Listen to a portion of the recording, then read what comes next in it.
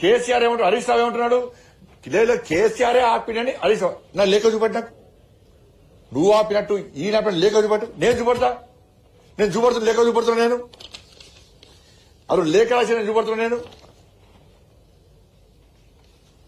Rayalaseema lift irrigation, Andhra Pradesh నిర్మిస్తున్న Rayalaseema lift irrigation ఆపింది కేంద్ర ప్రభుత్వము, నరేంద్ర మోడీ గారి ప్రభుత్వము. గజేంద్ర సింగ్ షెకావత్ గారు కేఆర్ఎంబి ద్వారా లేఖ రాసి దాన్ని ఆపింది వాస్తవం. ఈరోజు పనులు ఆగినాయంటే ఇలా కేంద్ర ప్రభుత్వం చొరవ వల్ల ఆపింది మేము. తెలంగాణ రాష్ట్రానికి అన్యాయం జరగకుండా తెలంగాణ రాష్ట్రాన్ని కాపాడింది మేము. ఆంధ్రప్రదేశ్ అక్రమంగా కడుతున్న ప్రాజెక్టులను ఆపింది మేము. అధికారంలో ఉన్నప్పుడు కాంగ్రెస్ పార్టీ అన్యాయం చేసింది, అధికారంలోకి వచ్చినాక బీఆర్ఎస్ పార్టీ అన్యాయం చేసింది. ఇవాళ మేమే నీటి వర్లము, మేమే అన్నట్టు ఇవాళ అసెంబ్లీ వేదికగా ఓరుకోరు కొట్టాడుకొని బూతులు తిట్టుకొని బండబూతులు తిట్టుకొని ఇలా చర్చ దేనిగా జరుగుతుందంటే ఈ పార్టీ ఆ పార్టీ బూతులు తిట్టుకున్నారని చెప్పి టీవీలలో చర్చ జరిగే దౌర్భాగ్య స్థితిగా తెలంగాణ రాష్ట్రంలో వచ్చింది. బూతుల మీద చర్చ జరుగుతుంది. ఇవాళ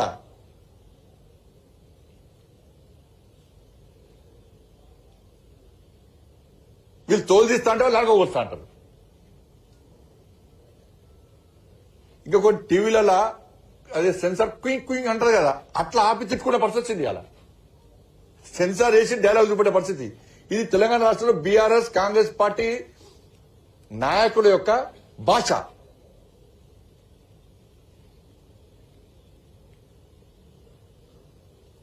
ఇప్పుడు చెప్పాలి, కాంగ్రెస్ పార్టీ బీఆర్ఎస్ పార్టీ చెప్పాలి, రాయలసీమ లిఫ్ట్ ఇరిగేషన్ ఆపినట్టు మీ దగ్గర సాక్ష్యాలున్నాయా?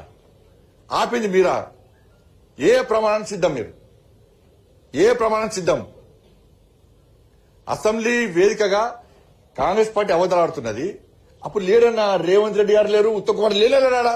మీకు ఎక్కడ ఏమంటారు? టీవీలు చూడండి, ఇలా క్లిప్పింగ్స్ అన్ని మీ దగ్గర ఉంటాయి, పేపర్లు అన్ని మీయే. ఎక్కడైనా అప్పుడు జరిగిన అన్యాయాన్ని కాంగ్రెస్ పార్టీ ప్రశ్నించిందా? కేసీఆర్ ఏ రోజున వ్యతిరేకించిందా? వ్యతిరేకించింది మేము, ఆపింది మేము, లేఖలు రాసింది మేము, ఆదేశాలు ఇచ్చింది మేము, గ్రౌండ్ లో కొట్లాడింది మేము.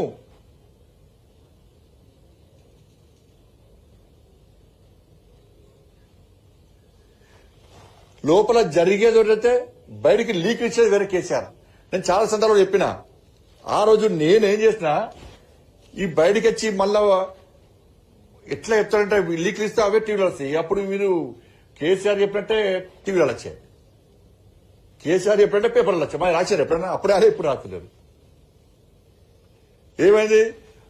నాకు ముందే ప్లాన్ చేసిన నేను ఈ చరిత్ర కంటే కేసీఆర్ని ఎక్కువ చదివాను. నేను కేసీఆర్ వ్యవహార శైలి, కేసీఆర్ని ఎక్కువ చదివాను నేను. అప్పుడు ఈ అపెక్స్ కౌన్సిల్ మీటింగ్ పోతాడు, పోయి బయటగా ఏం చెప్తాడు, నేను మొత్తం అపెక్స్ కౌన్సిల్ మీటింగ్ లో యుద్ధం చేసినా అని బయట లీక్లు ఇస్తాడు.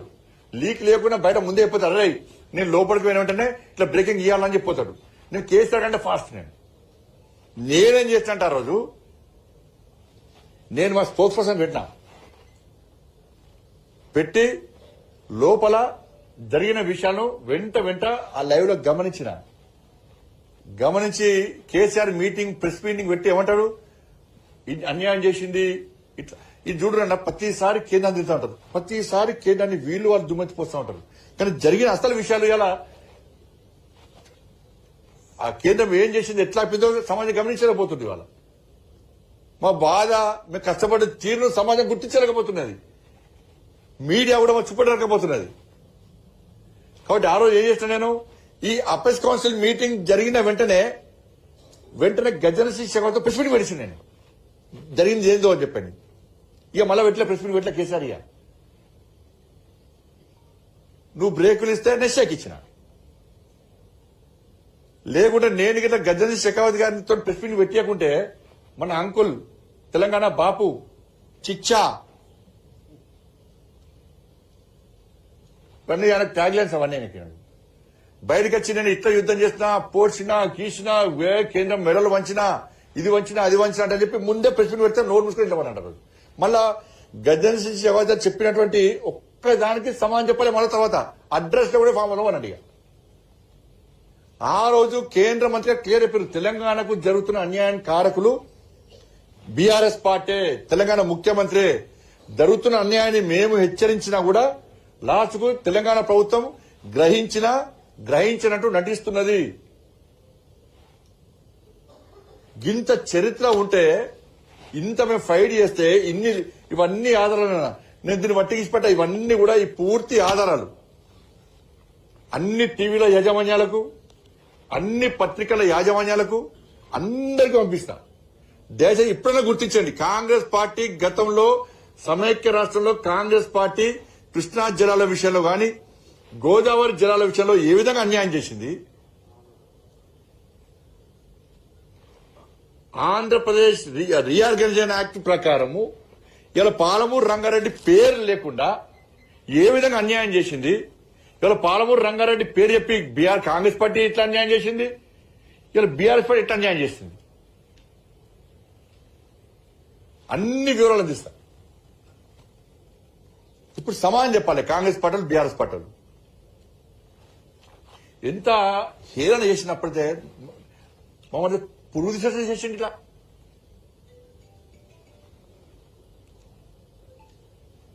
కాబట్టి ఇప్పటికైనా ఈ రాజకీయాలు పక్కకు పెట్టి, ఈ సవాళ్లు ప్రతి సవాళ్లు పక్కకు పెట్టి,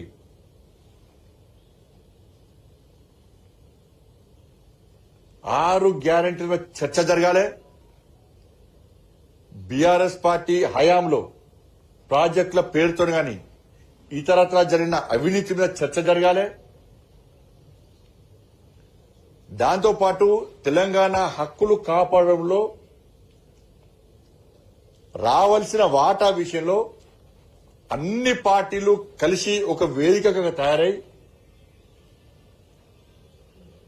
దక్షిణ తెలంగాణను అన్యాయం జరగకుండా, ఎడారి కాకుండా కాపాడడానికి ముందుకు రావాలని చెప్పి Bharatiya Janata Party Congress BRS appeal చేస్తున్నది. ఇప్పటి వరకు కాంగ్రెస్ బీఆర్ఎస్ పార్టీ ఈ పాలమూరు, నల్గొండ, ఖమ్మం, రంగారెడ్డి జిల్లాలకు చేసిన అన్యాయం చాలిగా. ఇప్పటికైనా రండి, కలిసి ముందుకు పోదాం, కలిసి ఆ ప్రాంతాన్ని ఆదుకునే ప్రయత్నం చేద్దాం. ఈ ప్రాంతానికి అన్యాయం చేసింది మీరే, ఈ 2 పార్టీలే. న్యాయం చేయడం కొట్టాడింది మేము. ఆధారాలు ఉన్నాయి.